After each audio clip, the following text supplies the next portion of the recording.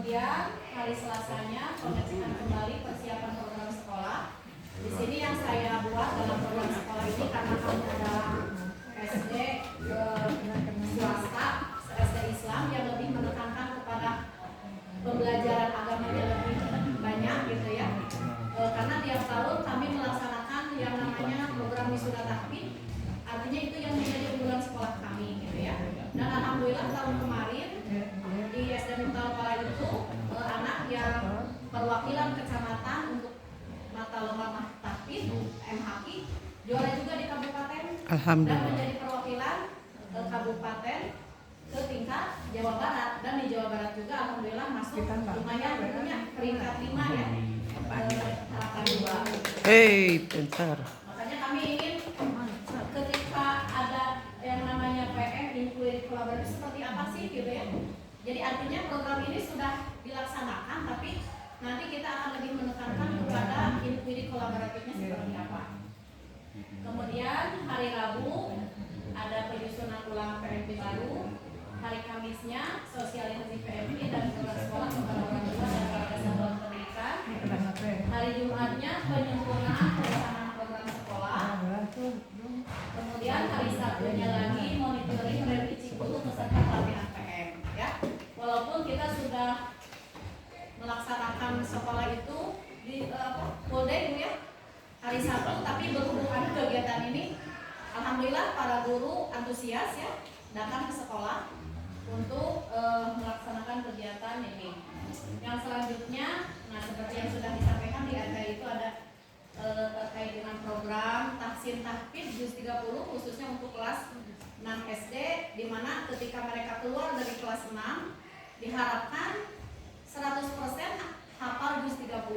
Jadi makanya saya menekankan program MPL ini ke hafalan juz 30.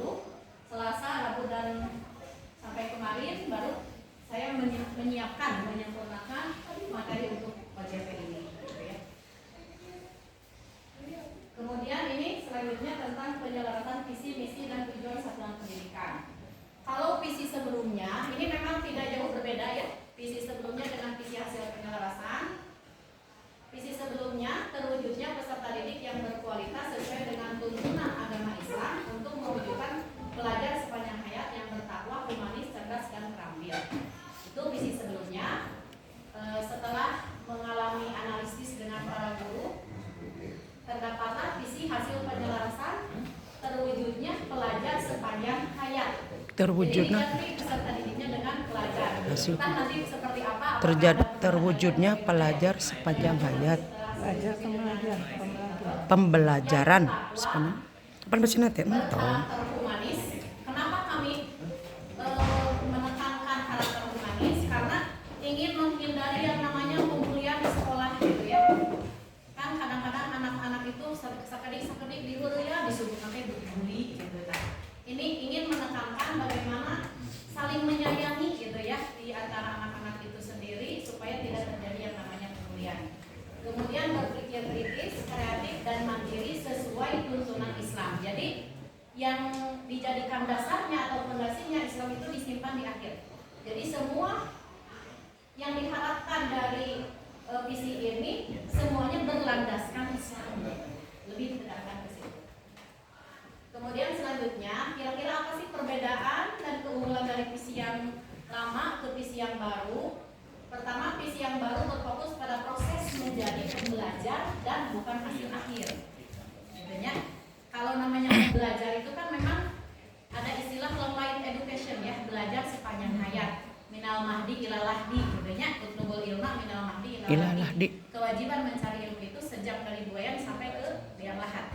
Jadi ingin menekankan ke anak bahwa belajar itu bukan hanya setelah mereka tamat dari SD secara formal, SMP, SMA, kuliah dan seterusnya, tapi menekankan bahwa belajar itu memang kewajiban kita. Walaupun tidak belajar di lembaga formal, apapun yang kita menerima informasi yang baru itu juga hasil dari belajar. Ya. Kemudian visi baru menggunakan kata-kata yang menekankan pembentukan karakter dan kompetensi sepanjang hayat. Itu. Yang ketiga, bahasa yang lebih operasional mengganti kata-kata umum berkualitas. Kalau tadi yang pertama peserta didik yang berkualitas itu sifatnya masih umum. Kemudian cerdas dan terampil dengan istilah yang lebih spesifik, berpikir kritis, kreatif, dan mandiri. Membuat visi ini lebih mudah diukur dan dioperasionalisasi dalam kurikulum dan kegiatan sekolah.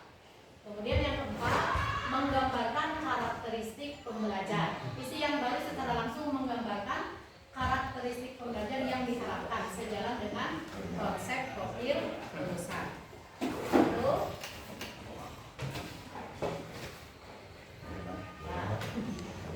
yang kedua, kalau tadi visi, kami berusaha menjelaskan visi misi dan tujuan Satuan Pendidikan. Yang pertama, misi sebelumnya menanamkan nilai-nilai ajaran Islam dalam seluruh aspek pembelajaran dan kehidupan sekolah untuk membentuk peserta didik yang bertakwa dan berakhlak mulia, menyelenggarakan pembelajaran yang humanis, inklusif, dan berpusat pada peserta didik.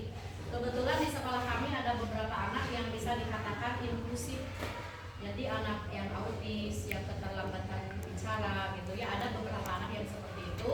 Dan kami berusaha menyediakan fasilitas semacam shadow teacher ya, guru yang ikut mendampingi anak, karena yang autis itu kadang-kadang tidak jelas gitunya nyariosna siapa yang memahami itu ya shadow teacher. Ini bekerja sama dengan lembaga psikologi akhlakul karimah juga, karena menurut beliau anak ini tidak boleh dimasukkan ke SLB, tapi harus ke sekolah normal supaya perkembangan kemampuannya meningkat. Justru kalau dimasukkan ke SLB ada kekhawatiran bukan meningkat, malahan menurun seperti itu. Makanya setelah mendapatkan masukan dari psikolog, kami terima anak tersebut. Cuman syaratnya orang tua harus menghadirkan shadow teacher tadi. Jadi tidak kewalahan gitu ya guru kelas untuk menangani anak tersebut.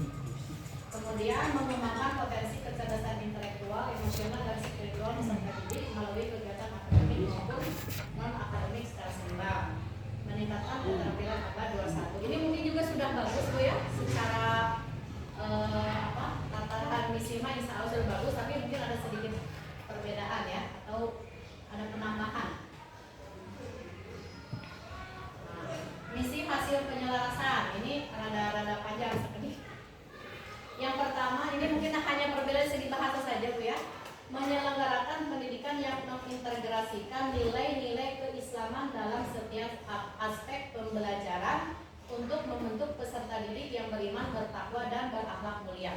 Jadi ketika awal kami melakukan PPDB, kalau sekarang SPMB, itu orang tua itu diberikan buku pegangan orang tua, supaya mereka tidak bertanya-tanya lagi visi sekolah seperti apa, misinya seperti apa, program kegiatannya apa saja, kurikulum yang digunakannya apa, gitunya. Jadi mereka mempunyai gambaran sekolah ini seperti apa, gitu. Silahkan dibaca sekitar ada 10 halaman.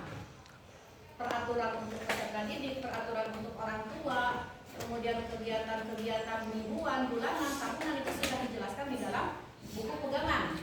Disampaikan kepada orang tua. Kemudian kami juga membuat surat semacam pernyataan orang tua siap tidak bekerja sama dengan sekolah. Ketika ada masalah apapun, orang tua jangan dulu bertanya kepada orang yang di luar gitu ya, langsung ditanyakan kepada guru untuk meminimalisir mispersepsi. Karena kalau yang di luar kan tidak tahu seperti apa di sekolah. Tuh. Kemudian menciptakan lingkungan belajar yang aman, suportif, dan penuh empati untuk menemukan sikap saling menghargai, toleransi, dan kolaborasi. Ini sudah masuk ke M-nya. Kemudian pengembangan kurikulum dan metode pengajaran yang menggunakan rasa ingin tahu, mendorong eksplorasi, dan memfasilitasi ekspresi ide secara kreatif. Seperti waktu ada yang namanya kurikulum merdeka itu ya, ada yang namanya P5. Walaupun kami bukan sekolah penggerak, ya kita menyelaraskan waktu itu kurikulum merdeka, ada yang namanya PMM gitu ya. Nah, dengan adanya PMM kan kita membuat tombol, kemudian guru dituntut untuk memahami modul ya, Ibu ya ingat waktu itu. Kemudian dari modul itu diisi, kemudian ada aksi nyata, kemudian dari aksi nyata itu diuploadkan, sertifikat seperti itu ya. Alhamdulillah kami sesuaikan saat itu harus membuat aksi nyata dari semua guru yang ada, semuanya sudah pernah melakukan aksi nyata. Ada yang dapat 1 minimal, ada yang dapat 2, 3, bahkan alhamdulillah kalau di aksi tapi dibuka itu sekarang ya sampai tidak.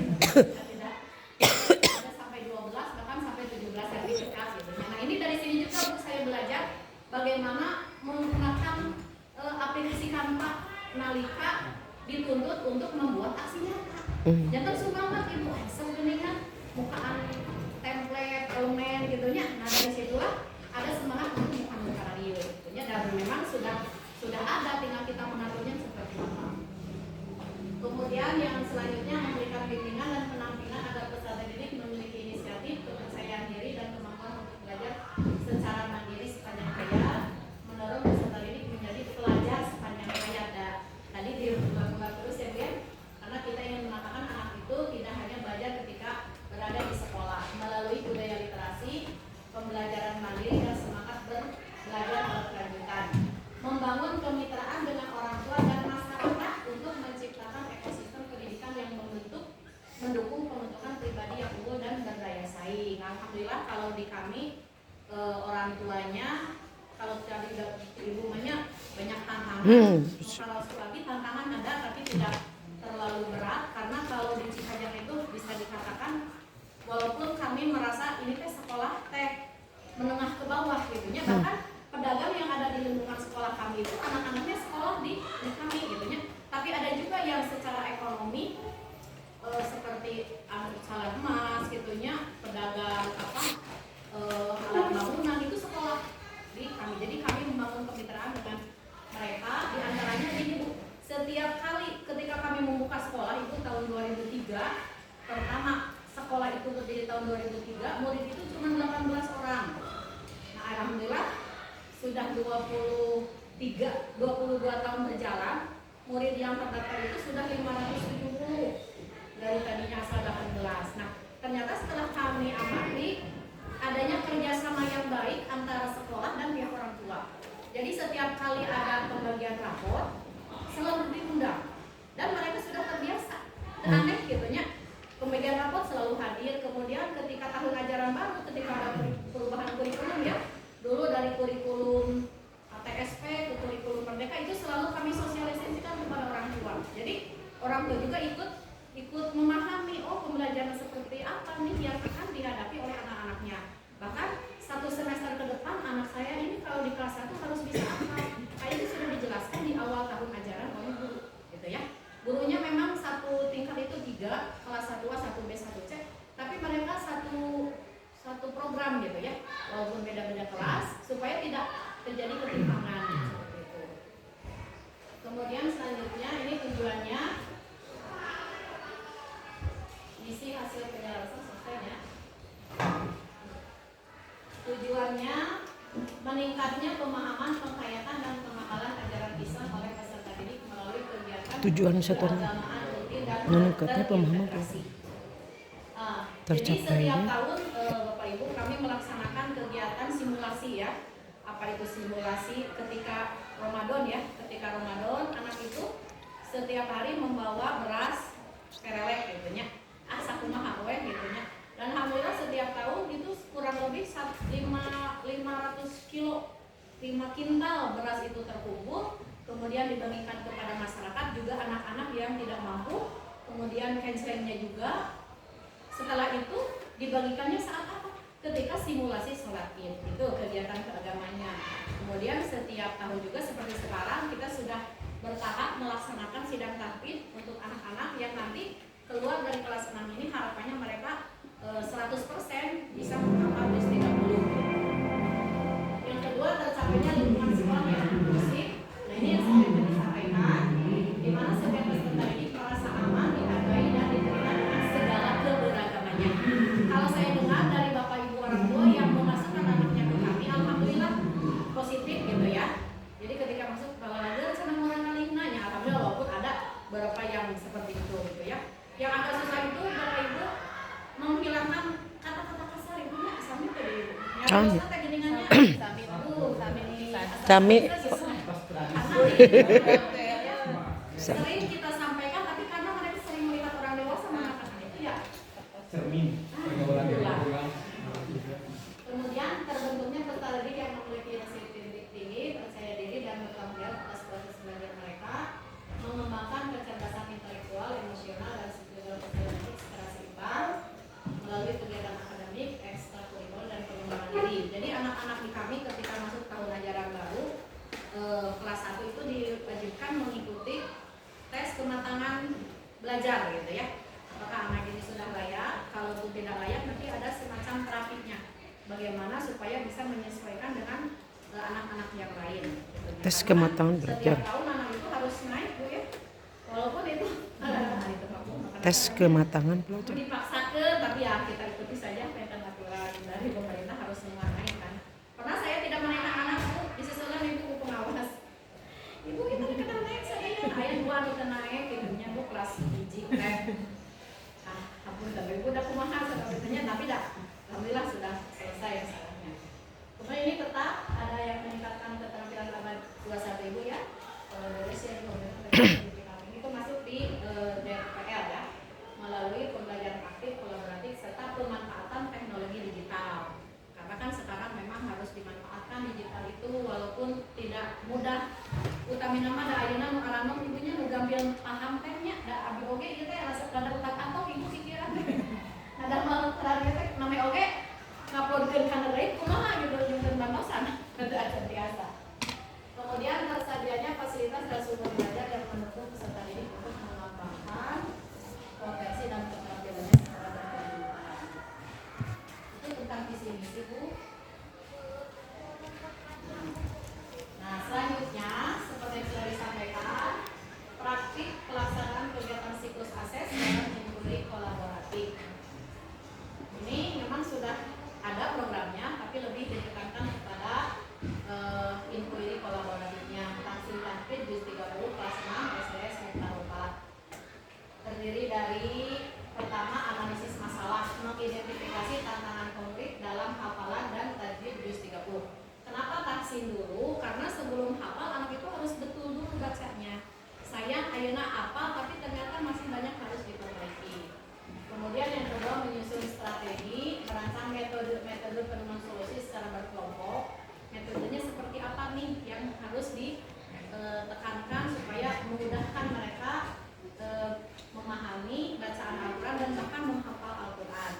Yang ketiga, simulasi dan praktek terbimbing, mengaplikasikan strategi setelah yang tadi disampaikan dalam aktivitas kelompok yang terstruktur. Yang keempat, mengevaluasi, menilai kemajuan.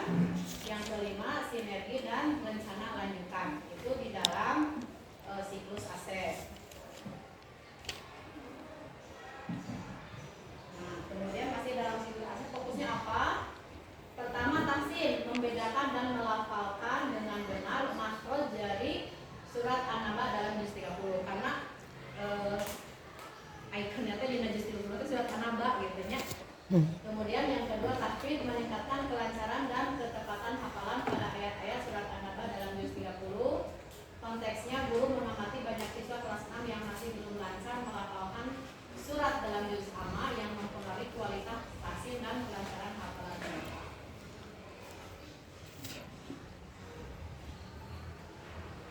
Kemudian dalam siklus desain ini kita pahamkan dulu kepada anak-anak bahwa pembelajaran Al-Quran bukan hanya transfer pengetahuan dari guru ke murid, tetapi sebuah perjalanan spiritual dan akademis yang ditekuni bersama.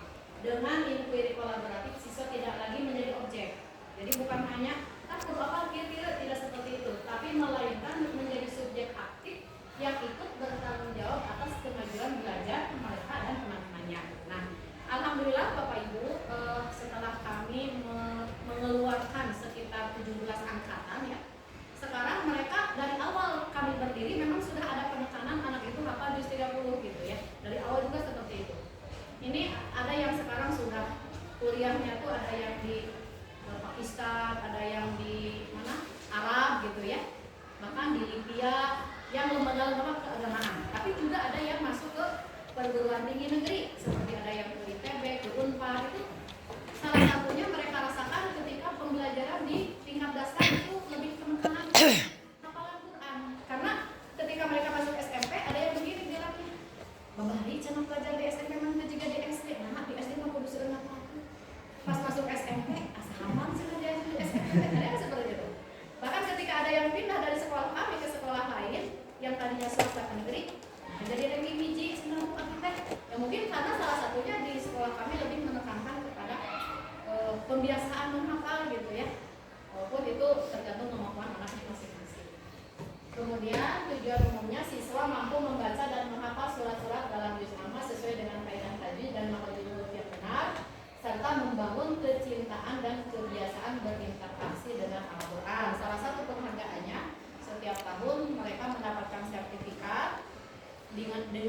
reward punya sertifikat tahfidz hafal juz 30, dan itu bisa digunakan ketika mereka masuk ke pendidikan yang lebih tinggi sebagai program unggulan gitu. Oh iya, menggunakan juz hafal juz 30 nanti bisa lulus misalkan beasiswa tahfidz seperti itu. Itu keunggulannya.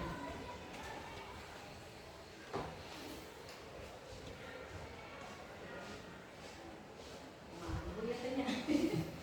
Tuh. Nah, praktek pelaksanaan kegiatan siklus desain pertama ada 2 fase. Yang pertama fase identifikasi masalah. Di awal siklus guru dan siswa bersama-sama mencari tahu di mana posisi kita sekarang dan apa tantangan terbesar kita.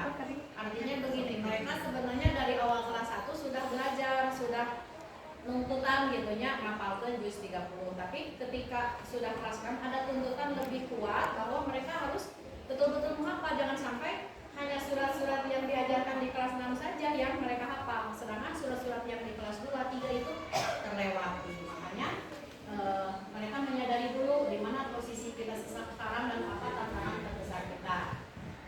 Dilakukan dengan aktivitas guru melakukan tes bacaan taksi dan setoran hafalan awal untuk menetapkan kemampuan setiap siswa. Tantangan kita bersama adalah menjaga hafalan surat yang sudah lama. Gitu. Hari nu panjang hafal, yang pendek hilap, tahu yang berpikir sama itu. Kemudian aktivitasnya melakukan diskusi kelompok, guru membantu diskusi dengan pertanyaan tematik. Bagian mana dari belajar Al-Quran yang terasa paling sulit? Mengapa? Apakah dari segi hafalannya atau kan dari segi taksinya? Kemudian saat menghafal apa yang sering membuat kalian lupa?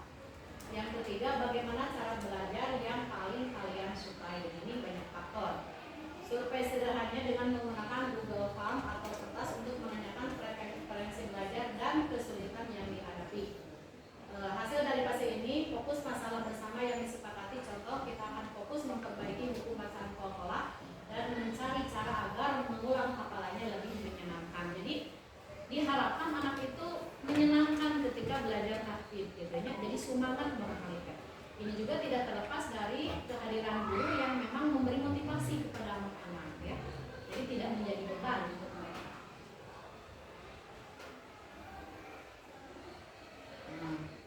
Fase kedua, perencanaan atau tindakan. Setelah fokus masalah tindakan, guru dan siswa berkolaborasi merancang apa yang akan kita lakukan untuk mengatasi ini. Di antara aktivitasnya yaitu sesi curhat gagasan. Siswa dibagi menjadi kelompok-kelompok kecil untuk mencari ide dan solusi. Guru memberikan keterangan, misalnya ciptakan 3 ide kegiatan untuk membuat murojaah lebih seru.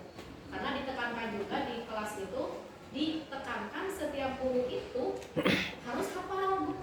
Jangan bukan hanya guru tahfidz itu lebih ke pemadatannya. Setiap kelas itu guru kelas harus tahu, karena kita semuanya sebagai muslim wajib hafal, wajib tahu hafalan Al-Quran. Jadi ketika mengajarkan, ketika mendengar bacaan anak, guru itu harus tahu di mana nih letak kesalahannya.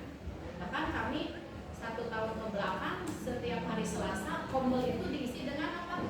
Tahsin, memperbaiki bacaan Al-Quran dulu. Sayang kalau sudah hafal anak tapi tahsinnya kurang tepat gitu ya. Makanya dari guru-guru yang harus paham. Kemudian ini selanjutnya seperti itu ya, ini kegiatan-kegiatannya.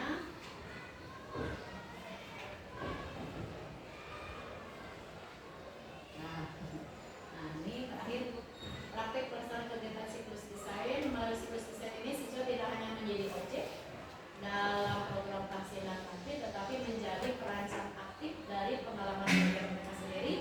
Proses ini membangun kepemilikan, motivasi internal, itu kan agak sulit ya, dan keterampilan kolaborasi yang sangat berharga. Jadi kegiatan tahun kemarin di bulan Juni, kegiatan sudah tahfidz, alhamdulillah dari sekitar 2 kelas kalau kemarin, sekarang kelas 6-nya udah 3 kelas, sekitar 64 anak, itu sekitar 50 sudah hafal juz 30. Ini kendala, solusi, dan praktik baik saat melaksanakan RPL, faktor internal, kemudian ada alokasi waktu, metode, pengontrolan hafalan, dan faktor itu. Ini faktor atau kendala yang kami rasakan. Pertama, kurangnya motivasi dari dalam diri siswa untuk menghafal Al-Quran, kurang percaya diri atau merasa tegang saat setoran. Kadang-kadang ada anak misalnya mentalnya ketika menghadapi guru A, gede gitu, guru di tengah hafalannya harilat gitu. Nah, bagaimana guru bisa memposisikan sebagai teman yang menyenangkan, jadi untuk tegang kabayang banyak gurunya, terus ada ya di otak pas dengan gurunya jauh luas gitu, akhirnya seperti itu.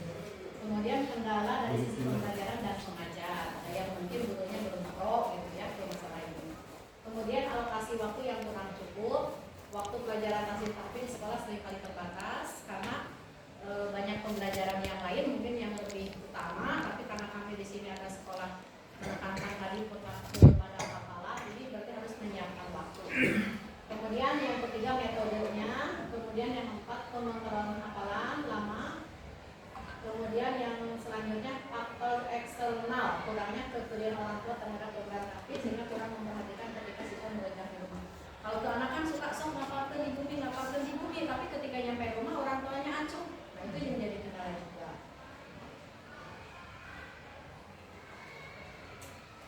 Nah, kemudian solusinya kita lihat kendalanya seperti apa. Kalau tadi kurangnya motivasi, artinya berarti solusi yang dilakukan memberikan motivasi dan penguatan tentang pentingnya menghafal Al-Quran ya. Karena mereka akan rasakan ketika mereka sudah selesai, biasanya ada beberapa anak ketika bertemu dengan ibu, alhamdulillahnya bagaimana lagi diajar video, alhamdulillah akhirnya tos karaos mana yang seperti itu.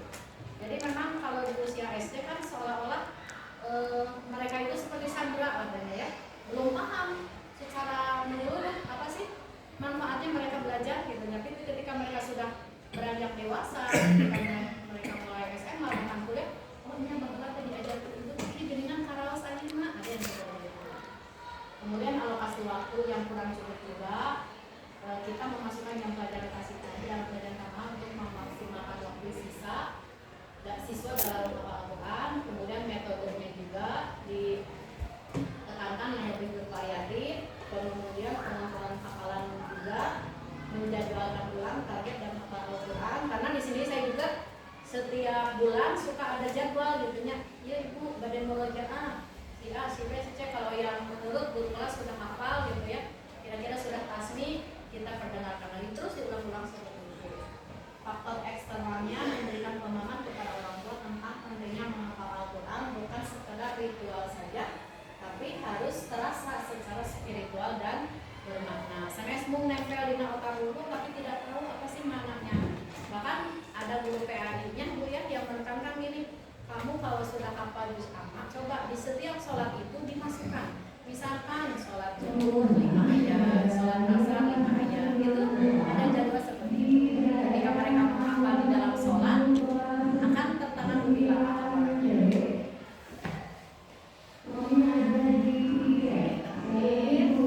Dengan memperhatikan kendala solusi dan solusi yang ada, maka praktik baik yang dilakukan adalah melaksanakan kegiatan lomba, walaupun ini mungkin belum terlaksana Bu ya, karena waktu yang dimiliki baru sedikit ya. Melaksanakan kegiatan lomba tahsin tahfidz di 30 untuk kelas 6 sebagai sarana memotivasi siswa untuk terus menghafal dan mengerjakan yang dipelajari sebelumnya dengan melibatkan semua guru dalam menjadi tujuan dan pelaksanaan kepada siswa. Itu. Nah, ini dokumentasi kegiatan yang kami lakukan selama kemarin DPL. Harus beres itu. Nah ini dia palingan sekolah dulu terbatas pengajar. Itu saja mungkin yang dapat saya sampaikan. Terima kasih atas perhatiannya. Mohon maaf itu jadi kedekatannya. Punten mau sakit itu biasa. Alhamdulillah. Baik sekali Bu. Bu iya, kita simpan aku mah di situ lihat lepas.